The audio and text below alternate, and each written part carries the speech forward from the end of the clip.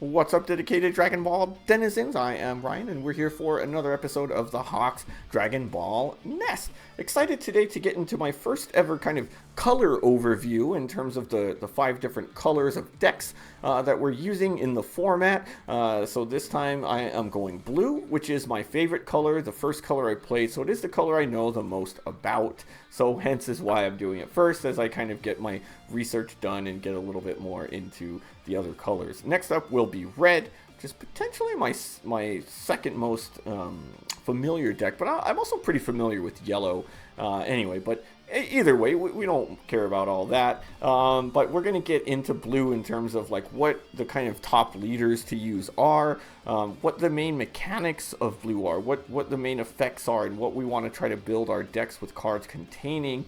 And then talk about some of the strengths and weaknesses of blue too, and then some key cards that you really want to play, especially if you're going to build your deck around certain mechanics.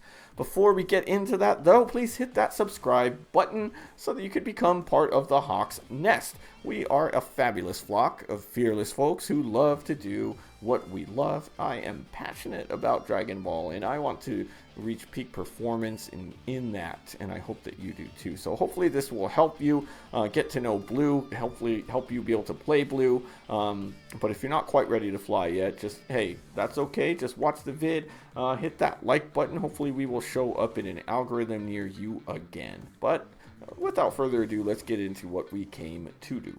So let's get into the overview of blue and what it looks like. We've got some of the, I mean, it's hard to choose because there are a lot of cards, but we've got some of the most kind of common cards that we're going to see being used in blue, especially right here with Videl. Videl, the 2-cost Videl, is going to be one of your main ones that you use. Then you're going to see a lot of Vegito and a lot of Final Hope Slash. We did talk a little bit about what Vegito does in our first video, not really Final Hope Slash, which we see a little bit less, but I mean, honestly, I just kind of threw them in there because I thought that they looked the best together, but you will see these cards pretty commonly used. So let's talk about all of the blue leaders. I pictured here really the 3 most popular, or the 3 kind of best or most competitive leaders to use in the game right now, but we do have Trunks, who is from the first set, Trunks Future, Vegeta, who we do see right here, Goku, which a lot of people refer to as Deadku, because this is the other world Goku in there. Then we have Goku Black, Zamasu fused, we'll see right here, the Daima Vegeta, which is, I mean, I feel like it doesn't get enough respect. It's a little bit better than people make it out for. And then Gohan Adolescence, which probably would be the 4th most popular leader, but a lot of people play what I think the cards were designed for Gohan Adolescence to be the leader. A lot of people just go ahead and play them with Goku. So those are the most popular ones. You could kind of check out which of these their abilities you like the best. These two, Goku and Vegeta, are our typical 4 life awakened leaders. Then we have Zamasu's a little bit more of a defensive, awakens at 3 life, has 25k attack, and then his ability is one that we can't see here, but you can, if your life is at 2, you can discard a card from your hand and then add the top of your deck to your life. So pretty interesting. And look at that awakening, Goku. Woohoo! Now, blue has a very cool style to it, right? The first one is 7 cards in hand for the most part. It's going away slightly for some of the newer stuff in here, but really we're trying to stay to 7 cards or fewer in hand for a lot of the abilities to work. Bottom decking is a big thing. Rather than KOing cards, then a lot of times that what your blue cards are going to do is saying if the card has a cost of 3, 4, whatever or less, put it at the bottom of your opponent's deck. So that's a pretty good thing. Then now there's also some cost reduction, which is a little bit, well, it was in the first set, but it's a little bit more prevalent now, where they can reduce the cost of a card so that it's easier to bottom deck it. You know, so whereas you may combo those cards, where the first card that you play may reduce the cost by 1, for example, maybe a Future Mai, and then we're going to bottom deck that card by playing a Gotenks, which now reduce the card from your Mai from 4 to 3. And now we're going to bottom deck that, right? Also, we're seeing some more of like grab from drop. That one was really common in the first place with our Pilafs and Videls, but we're seeing even more mechanics of grabbing cards from drop and being able to play them or use them. Powerful attackers is a big thing. You know, this blue has always had probably like for for the cost to play, has the most powerful attackers. And now it's moving a little bit more towards a self-mill, where you want to get certain amount of cards in discard pile so that you can get your cards to be stronger. Or, for example, this Vegito right here, right? If you have 0 cards in your deck, this card gets 10,000. So that's a little bit different. You're seeing another Gotenks, which gets 5,000 more power if you have 10 or more in drop. And then we're even seeing ways of just playing cards directly from drop. So we're seeing that. That's where Blue's kind of started to move a little bit more towards.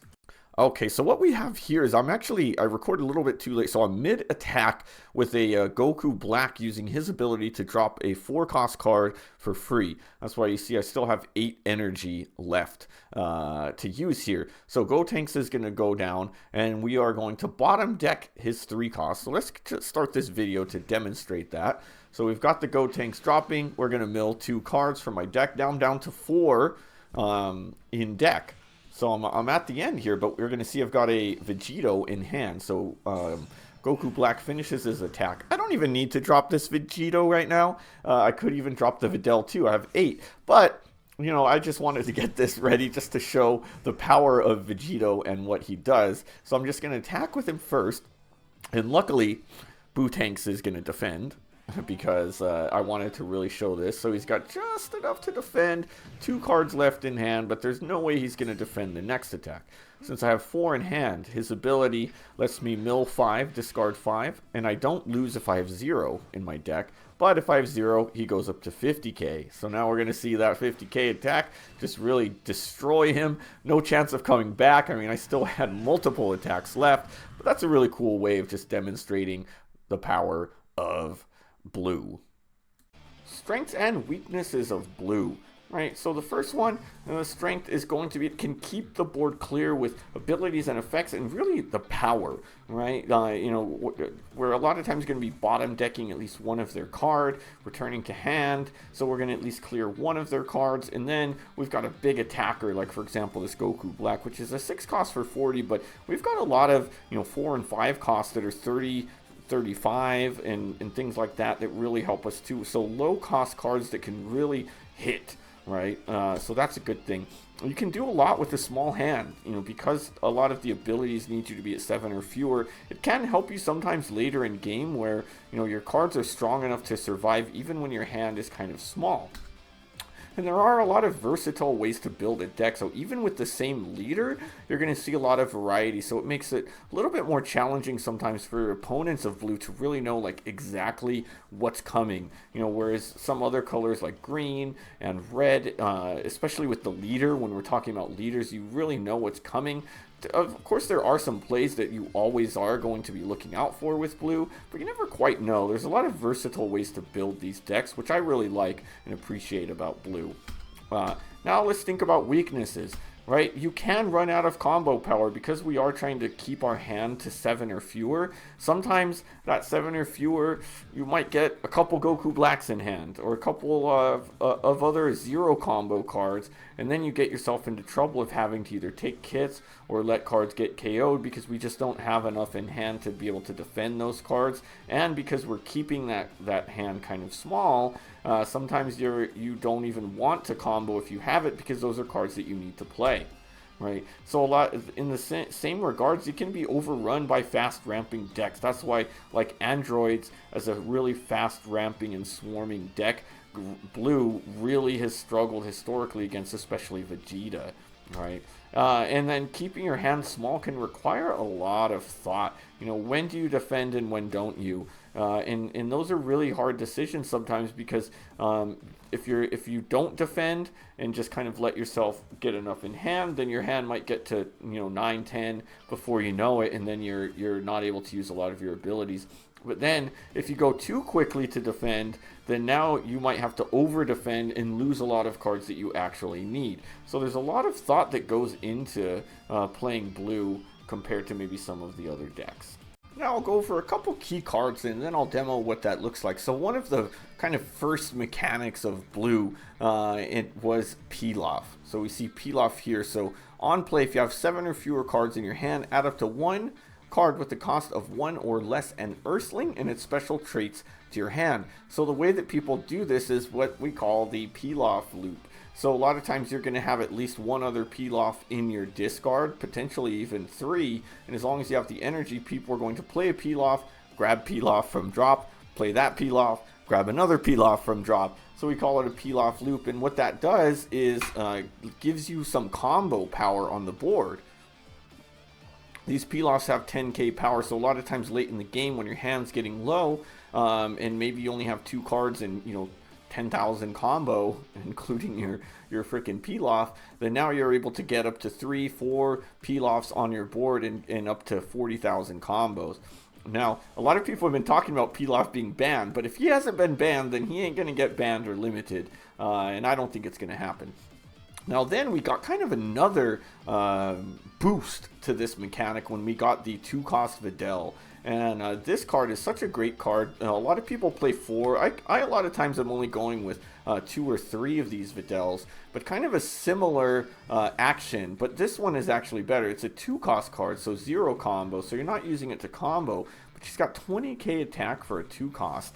And what you're going to see is when she attacks, if you have 7 or fewer cards in hand, add up to 1 blue non-Videl card with a cost of 3 or less an Earthling and its traits from your drop to your hand. So you can get Pilaf and started Pilaf loop, so you can get Videl into Pilafs and just keep loop loop loop, and she can use this every single turn. So if your opponent doesn't deal with this Videl, which it's not extremely difficult to do with the 20k, but you are going to want to defend, but you can also defend knowing that they're going to waste an attack on this Videl every single turn until you defend, and also knowing that maybe the card that you pulled you're just going to use as a combo, essentially giving this 30k defense. All right, so that's one way to go. And then this is the newest one, which came out in our newest set, Ultra Limit. This is Gotenks. A little bit of a different way of doing things, but kind of similar in terms of manipulating your drop. You're going to see here, place this card into its owner's drop. If you have 10 or more in drop, play a Goten or a Trunks with a cost of 2 or less from your drop in rest mode. So now you're able to get 2 cards from your drop and play them in rest mode. A lot of times what you're going to do here is there is a Goten and a Trunks, which I'll show you in the next video, that we're going to be able to just go ahead and play and draw 2 cards. So then, number 1, they stay on the board in rest mode. Can't be used as combo power this turn, but next turn if your opponent doesn't deal with them in the hand, and you get to draw 2 cards. And the other cool thing about this is activate main, so you can use this after he attacks. He does get KO'd, he is a 10k, so you are going to lose that, but you can at least hit your opponent with an attack and then get yourself drawing for cards. And then guess what? He has Earthling in his special traits. Videl can also draw him back, so pretty cool mechanic here. I've got a deck that's really built around this more so in Gotenks right now, and it's just so much fun to play. Okay, so I don't have a good hand here. Like, I've got a pretty bad hand. So I'm going to do the old-fashioned Pilaf loop. So let's demonstrate what that is, which is a pretty big part of how a lot of times people are going to play blue. So let's do this. I mean, I probably was a little bit too early on that, but that's okay. Alright, anyway, let's go ahead and throw in Videl. Actually, first we're going to attack with him, get rid of a Pilaf.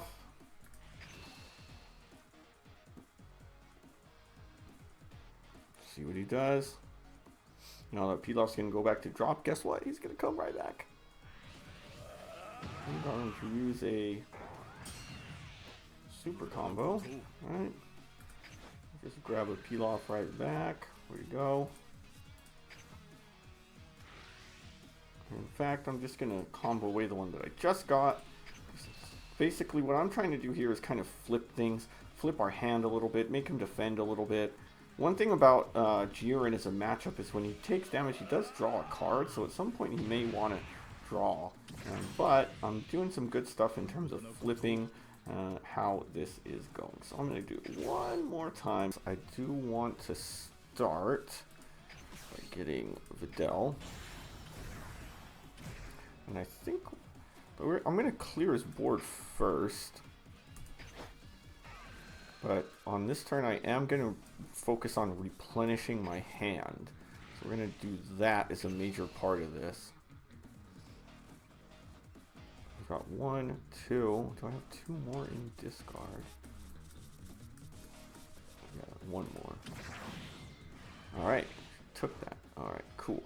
Okay, so let's play him.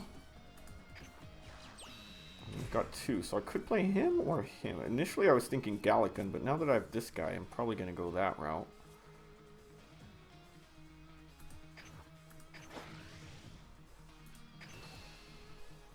It would give me an extra draw, but I'm thinking more so on that end. Right.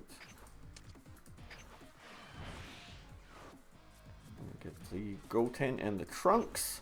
Nice little combination move to get an easy draw too. And then it also forces him to deal with them. Otherwise, I've got an attacker and a combo card. All right, and look at that. We've got a Zeno in case his board gets too crazy next turn, and we've got that. And another mechanic here is bottom decking. Now we get a little preview here with Vegito. So this is one of the most common and original of the bottom decking, and also one that previews cost reduction too. So permanent your turn, if you have 7 or fewer in hand, reduce the cost of battle cards in your opponent's area by 1. And then on play, choose one of your opponent's battle cards with 1 or less placed at the bottom of their deck. So essentially, as long as you have 7 in hand, we're reducing by 1. We can bottom deck a 2 cost. So this one kind of combines a lot of abilities.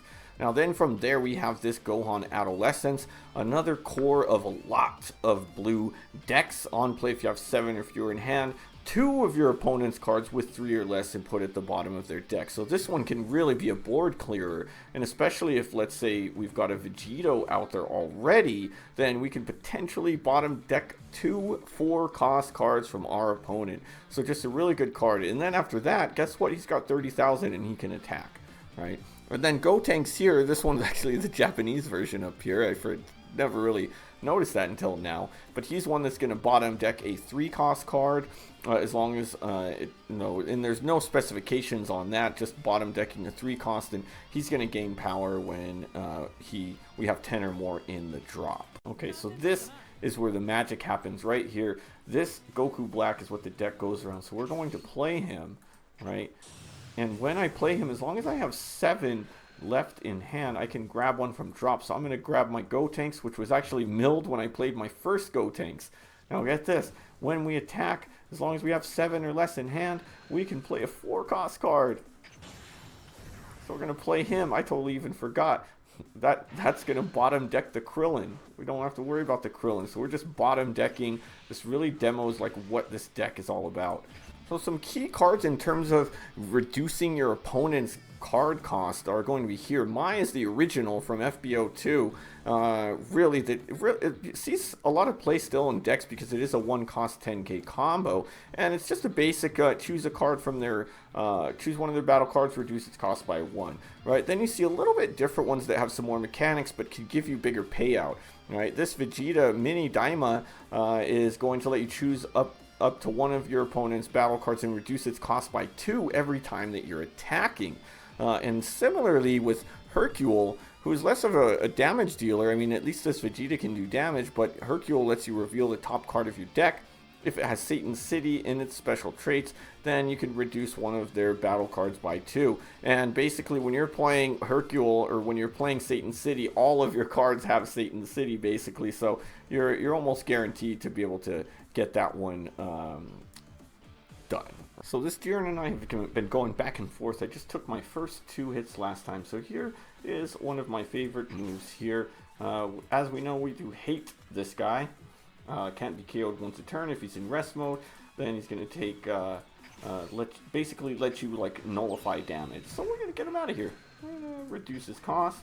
And then guess what? We got a Gotenks here. And the cool thing about this Gotenks, I'm at 9 in drop now. We're going to put 2 more into drop. And that's going to get him up to 3,500. And now he is gone.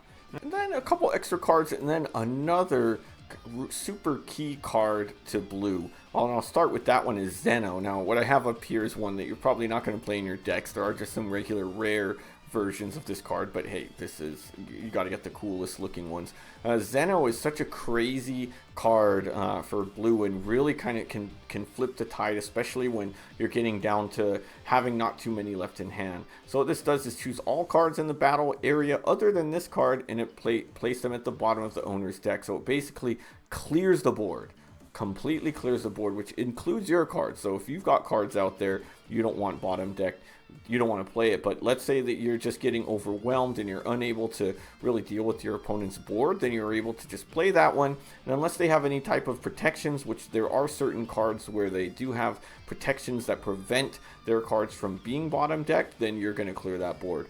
Another one, Gallic Gun, is just a tried and true classic battle card or extra card that you're going to usually want to include in decks. You know, it does let you choose your leader and get 15k, leader or one other battle card attack. And if you have 7 or fewer, you're going to draw a card. So it's really a good draw card that also lets you defend or attack. You can use it on your turn or your opponent's. Now, Galactic Donut is one that has seen some play. It's kind of I'm still on the fence on how good it really is. I've tried it in a few decks and actually gone back to Gallic Gun, but it is pretty good. You draw 2 cards, and then you choose one of your opponent's battle cards, and it can't attack during your next turn. It's the only card in blue so far that has that. We do see this mechanic of kind of paralyzing or stunning, more so in yellow. But this one can come in handy. It does give you the 2-card draw, but it is a 3-cost card too. So it is one to really think about if you want to use or not. And that will do it for this episode of the Hawks Dragon Ball Nest. Hope you enjoyed this overview and demo of the blue deck with Vegeta, Zamasu, other leaders like that. If you liked what you saw, please hit that subscribe button. You could become part of the Hawks Nest, a fearless flock of fabulous folks who are passionate about peak performance, right? I love to find how to perform the best with kind of odd ways and different ways than what is with the grain. So that's how I find it there. But however you find it is what is best for you. So if you aren't ready to fly yet, though, just hit that like button. We'll see you next time. Leave a comment. What did you think? What are some videos that you want to see out there coming next? But until then, we will see you next time.